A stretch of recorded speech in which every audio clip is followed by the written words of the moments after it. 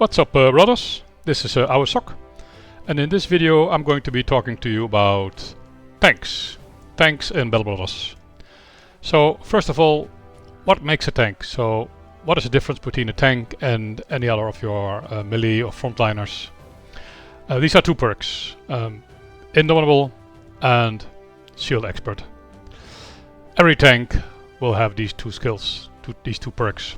And these are perks I don't use for any other of my brothers.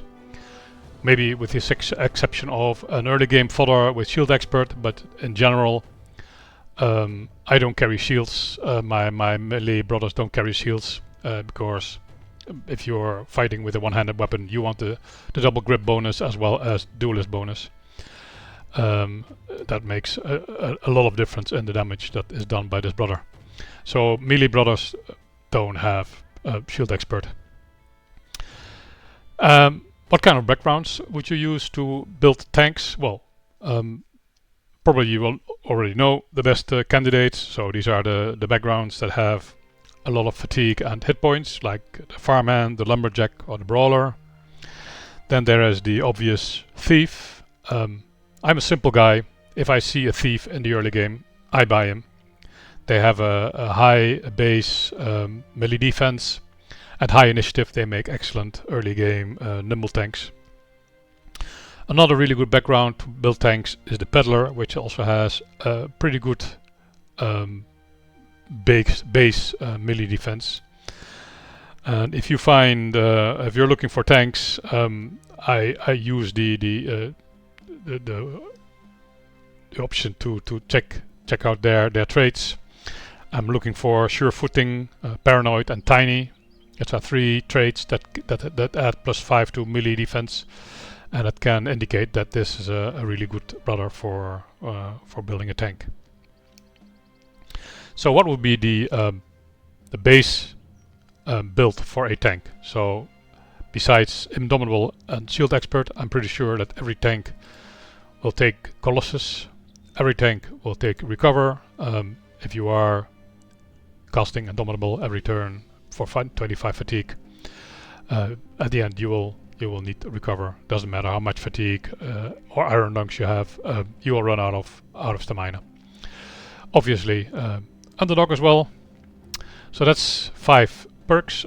There will be 2 more that are like standard. So for Battleforged tank you will give him Battleforged and Brawny to recover a lot of the fatigue that it costs to carry the very heavy armor that your Battleforged tank has.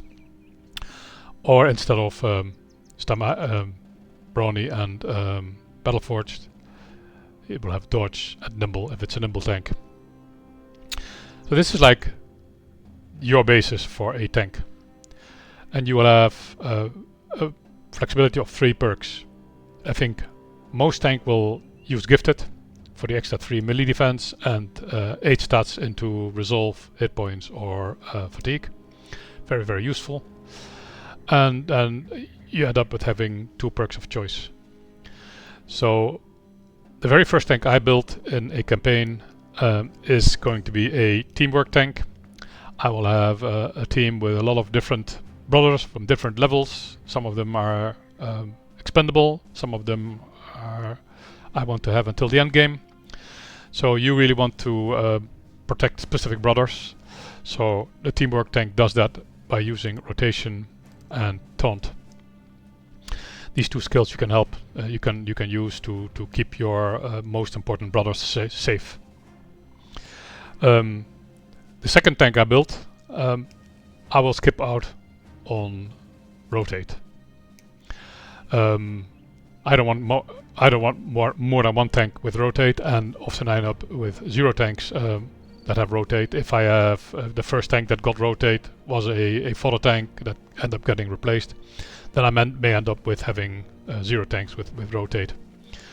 So I will skip out on rotate, and I will get, in my opinion, the best defensive skill that we haven't used yet, which is Fortified Mind.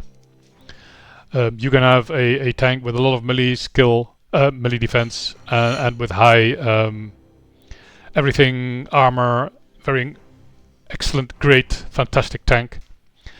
But if you start breaking and running and fleeing, then you have a problem. We've all seen it happen. An enemy moves adjacent to your tank and he starts failing morale checks, or maybe a Geist causes him to start fleeing. And if you then try to rally with your banner and he fails again, then you are in a world of trouble. So Fortified Mind will improve the resolve of your tank, will also add a lot of stats. So instead of needing 4 or 5 upgrades into resolve, maybe you need like 2, and you can put the other stats into hit points and fatigue. So this would be like my run-of-the-mill endgame build for a tank. I really like taunt. It is a skill that allows me to loot non-famed gear from enemies. For example, assassins. They are tough enemies, but they have very valuable face masks and rope that I really want to loot from them. So what I try is to keep them pinned down with taunt, and I will accept a couple of hits so that I can get their valuable loot after getting rid of all the nomads. So taunt is very good at getting non-famed gear in the best state possible by keeping the enemy pinned down. Taunt is also good at breaking through shield walling an opponents. A taunted opponent will not cast shield wall and will help you kill this enemy. But there's also other types of tanks. You can have the antisocial tank, like the lone wolf tank. I don't like lone wolf tanks very much for a couple of reasons. I like to work as a team against the enemy. Lone wolf tank have even stricter requirements with regard to resolve. They will often be outside of banner range. It's practically impossible to keep them within banner range because your banner has to be at exactly range 4, and there can be no other brothers at range 3 from the lone wolf tank. So that means that your banner is exposed. So that's generally not advisable. So being out of the banner range means he needs a very, very high resolve. Because if he starts breaking and fleeing, I will not be able to very quickly come to the rescue. A tank like this can be very useful if you are, for example, on a speed run for the Black Monolith. You want to have to clear Black Monolith in 19 days. Your first tank isn't very good, so you can improve him with Lone Wolf and send him up to the north to hold off the northern legion of ancient undead. If you build a tank like this, he is best fitted with the Gilder's Embrace as a shield, because it's unbreakable. If you don't have this shield, then you're in the danger of, when you're surrounded by barbarians or orcs, that they will mow down your shields very quickly. So if you don't have the Gilder's Embrace, you might want to cut one of these perks and give your tank bags and belts. So for example, gifted, replace with bags and belts. Now you can carry one shield in your, you can equip one shield and 4 in your backpack, and you should be able to switch out shields and be able to tank for the entire battle. If you are building a tank specifically for Black Monolith and you have the IG Rock armor, then you don't really need Indomitable. You'll be shield walling every turn, and you can get back gifted. So this would be a good build for a Black Monolith tank. So these are various types of builds of tanks. There's another type of tank that I like, that I invented myself. I think I've never seen anybody talk about it, and that is the Battletank. So the Battletank is like a hybrid between a frontliner and a tank. So I will cut on 1 or 2 of the tank